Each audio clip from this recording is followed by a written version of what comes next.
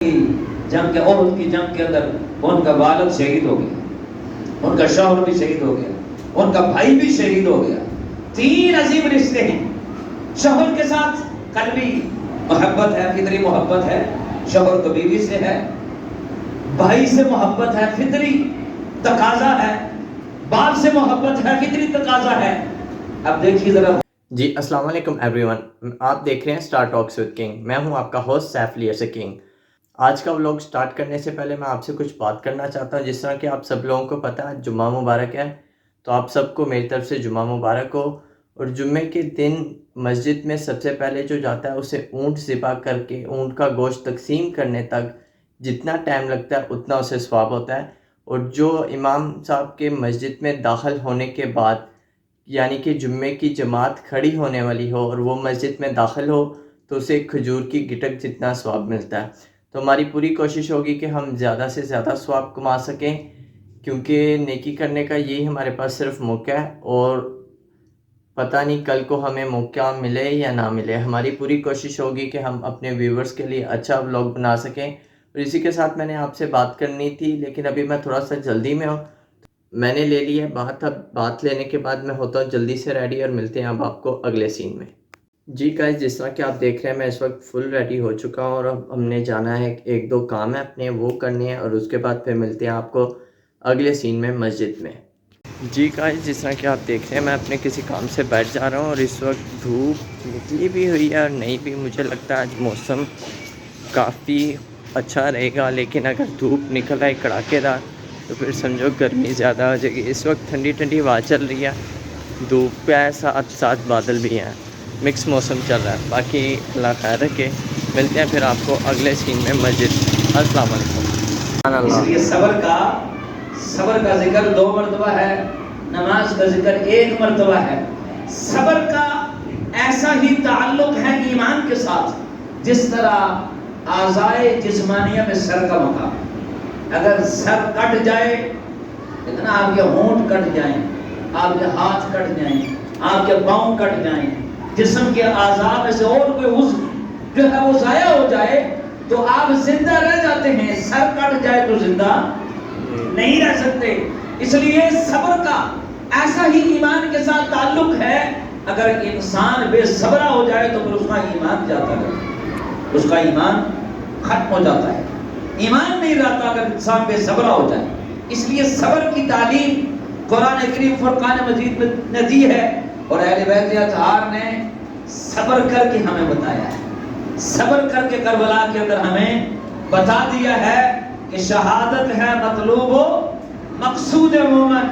شہادت لیکن رونا اللہ کو پسند ہے, لیکن بے صبری اللہ کو ناپسند ہے. اس لیے میرے نبی رحمت صلی اللہ علیہ وسلم نے ارشاد فرمایا, ضرب الخضوع وشق الجیوب ودعا بدعاء الجاہلیہ فلیس منا. فرمایا جس نے تمانچے مارے, گریبان پھاڑا, جاہلیت کی پکار پکاری, فلیس منا, فرمایا وہ ہم میں سے نہیں ہے. رونے سے منع نہیں کیا گیا, رونے کا تعلق انسان کے دل اور آنکھ کے ساتھ ہے. جب غم پہنچتا ہے تو غم کے پہنچنے پر رونا تو انبیاء کی سنت ہے. سیدنا آدم صفی اللہ علیہ السلام 300 سال تک روتے رہے. رونا اللہ کو محبوب ہے, رونا انبیاء کی سنت ہے. رسول اللہ کے 2 صاحبزادے جب ارشاد فرما کہ حضور رشک بار ہو گئے, صحابہ نے کہا رسول اللہ ابھی روتے ہیں. فرمایا کیا میرے اندر دل نہیں ہے, میں بھی تو دل رکھتا ہوں. تو یہ انسان کا فطری تقاضا ہے, اس کو اولاد سے, مال سے, اشیاء سے, اسباب سے محبت ہوتی ہے. اس کے ضائع ہونے پر, اس کے نقصان ہونے پر انسان کو غم پہنچتا ہے. اس غم میں اگر وہ جاہلیت کی پکار پکارتا ہے, گریبان پھاڑتا ہے, تمانچے مارتا ہے اور گریبان پھاڑ دیتا ہے, نوحہ کرتا ہے, ماتم کرتا ہے, تو یہ اللہ اور اس کے رسول کی تعلیمات کی خلاف ورزی ہے. یہ بے صبری کی علامات ہے, اور بے صبری کی اسلام تعلیم نہیں دیتا ہے. اسلام صبر کی تعلیم دیتا ہے, اور صحابہ کرام علیہ الرضوان نے اس کو عملی جامہ پہنایا اور ہمیں بتا دیا کہ صبر کیسے کیا جاتا ہے. اگر آپ جنگ احد میں دیکھیں تو ایک صحابیہ رضی اللہ تعالی عنہ, ان کا بدر کی جنگ احد کی جنگ کے اندر ان کا والد شہید ہو گیا, ان کا شوہر بھی شہید ہو گیا, ان کا بھائی بھی شہید ہو گیا. 3 عظیم رشتے ہیں. شوہر کے ساتھ قلبی محبت ہے, فطری محبت ہے, شوہر کو بیوی سے ہے. بھائی سے محبت ہے, فطری تقاضا ہے. باپ سے محبت ہے, فطری تقاضا ہے. اب دیکھیے ذرا غور کیجیے, اس صحابیہ رضی اللہ تعالیٰ عنہ, ان کے شوہر بھی شہید ہو گئے, باپ بھی شہید ہو گئے, بھائی بھی شہید ہو گئے. اس صحابیہ نے کیا کہا, شیطان نے افواہ پھیلا دی, معاذ اللہ, کہ رسول اللہ صلی اللہ علیہ وسلم جامع شہادت نوش کر دیں. جب یہ افواہ پھیل چکی تو صحابیہ نے کہا, بتاؤ میرے نبی کا کیا حال ہے. کہا گیا تمہارا باپ شہید ہو گیا ہے. کہا بتاؤ رسول اللہ کا کیا حال ہے. کہا تمہارا شوہر شہید ہو چکا ہے. عرض کی بتاؤ میرے نبی کا کیا حال ہے. کہا تمہارا بھائی بھی شہید ہو چکا ہے. کہا بتاؤ رسول اللہ کا کیا حال ہے. اگر میرے آقا علیہ السلام کو تکلیف نہیں پہنچی ہے تو باقی کوئی تکلیف کوئی معنی نہیں رکھتی ہے. ہر غم کو برداشت کر لیں گے لیکن مصطفیٰ کو ایذا پہنچانا برداشت نہیں کر سکتے ہیں. تو صبر کا مظاہرہ کیا, صبر اور استقلال کی پہاڑ بن گئی. اب صحابہ کرام کو دیکھیں, کوئی جاہلیت کے پکار نہیں ہے, صبر کا مظاہرہ ہے. جنگ بدر کے اندر اللہ اکبر, حبیب بن حارثہ رضی اللہ تعالیٰ عنہ, یہ جوان نوجوان 14 سال کا جوان ہے, 14 سال کا جوان شہید. جب یہ شہید ہو گئے بدر کے اندر تو ان کی والدہ ماجدہ کو جب خبر پہنچی, آقا علیہ السلام جلوہ گرد ہوئے تو عرض کر لگی, یا رسول اللہ بیٹا شہید ہو گیا ہے, آپ کی عزت و ناموس پر قربان, میں بھی قربان, میرا گھر بار قربان, لیکن آقا یہ بتا دیجئے میرے بچے نے جامع شہادت نوش کی ہے, وہ جنت میں ہے یا جہنم کے اندر ہے. اللہ اکبر. اسے پتہ یہ چلا کہ صحابیہ کا یہ ایمان ہے, میرے نبی جانتے ہیں. صحابیہ کا یہ عقیدہ ہے کہ میرے رسول جانتے ہیں, حضور کو پتہ ہے, حضور کو علم غیب ہے, اللہ نے دے رکھا ہے. آقا جانتے ہیں کہ کس کا کیا انجام ہے, کس کا کیا مقام اور مرتبہ ہے, حضور جانتے ہیں. عرض کی یا رسول اللہ اگر تو میرا بچہ جو ہے وہ جنت کے اندر ہے, ان کانا فی الجنہ, اگر وہ جنت کے اندر ہے, فصبرت علیہ, تو میں اس پر صبر کروں گی.